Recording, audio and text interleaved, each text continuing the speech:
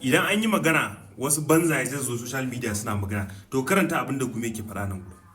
Najeriya ne fa dai ta shiga haɗaka da Toki saboda ta zo ta yi maganin rashin tsaro a Najeriya, amma ka juba abin da mutumin ne yake faɗa saboda kabilanci da son zuciya. Za ka zo ka ce wai a'a sai dai har yanzu wai shi bai magana yake cewa wai sai dai wayannan mutanen a zo a zama da su a su ajiye makamai. Wani sulhu ne ba a yi da su ba? A tambi mutanen Katsina, a tambi mutanen Zamfara, a tambi mutanen Sokoto da sauransu. Wani sulhu ne ba a yi da su ba suka da suna kashe mutane?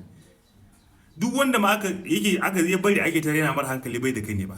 Wallahi tallahi duk dan Najeriya da babu ya hankali ba a wannan lokacin ya bar wayannan suna rudin shi da irin wannan maganganun su bai da hankali. Wallahi tallahi Allah dai ya sauke. Kuma irin wannan san zuciya saboda ba kai ake kashewa ba ɗan uwanka ake kashewa ba, zaka zo kai wannan magana. Idan an yi magana kuma wasu zo su ce wai kaza da kaza da kaza da kaza. Kamar yadda kullun nake faɗa, ni ba na goyon bayan kudu amma mutane kudin kuru, amma wani lokaci dole zaka ma masu yi uzuri saboda irin wannan maganan Allah dai ya sauke kawai sa mu rinka kai zuciyar mu nesa, shine kawai magana.